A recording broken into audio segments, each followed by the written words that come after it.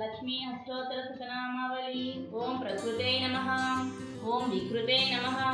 ओम विद्याय नमः, ओम सर्वभूतहितप्रदाय नमः, ओम श्रद्धाय नमः, ओम विभूत्यै नमः, ओम सुरभ्ये नमः, ओम परमात्मिकाय नमः, ओम वाचे नमः, ओम पद्मलयाय नमः, ओम पद्माय नमः, ओम शुचये नमः, ओम स्वाहाय नमः, ओम स्वदाय नमः, ओम सुदाय नमः, ओम धन्याय नमः, ओम हिरण्मये नमः, ओम लक्ष्म्ये नमः, ओम नित्यपुष्टाय नमः,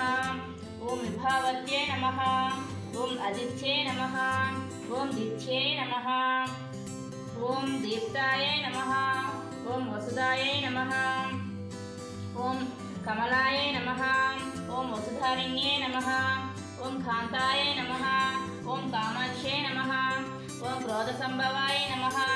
ओम अनुग्रहप्रदाय नमः, ओम हृदये नमः, ओम अनघाय नमः, ओम हरिवल्लभाय नमः, ओम अशोकाय नमः, ओम अमृताय नमः, ओम दीप्ताय नमः, ओम लोकशोकविनाशिन्ये नमः, ओम धर्मनिलयाय नमः, ओम करुणाय नमः, ओम लोकमात्रे नमः, ओम पद्मप्रियाय नमः, ओम पद्महस्ताय नमः, ओम पद्माक्ष्ये नमः, सुंदर्ये नमः, ओम पद्मोद्भवाय नमः, ओम पद्ममुख्ये नमः, ओम पद्मनाभप्रियाय नमः, ओम रमाय नमः, ओम पद्ममालाधराय नमः, ओम देव्यै नमः, ओम पद्मिन्ये नमः,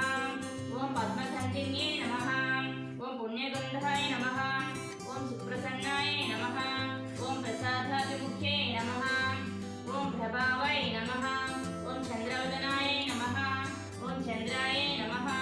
ओम चन्द्रसहोदर्ये नमः, ओम चतुर्भुजाय नमः,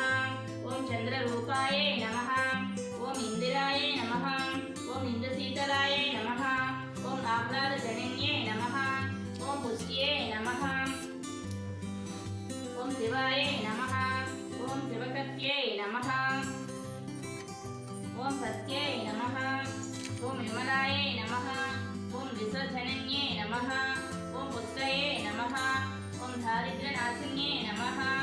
ओम प्रीतिपुष्कर्ये नमः, ओम शान्ताय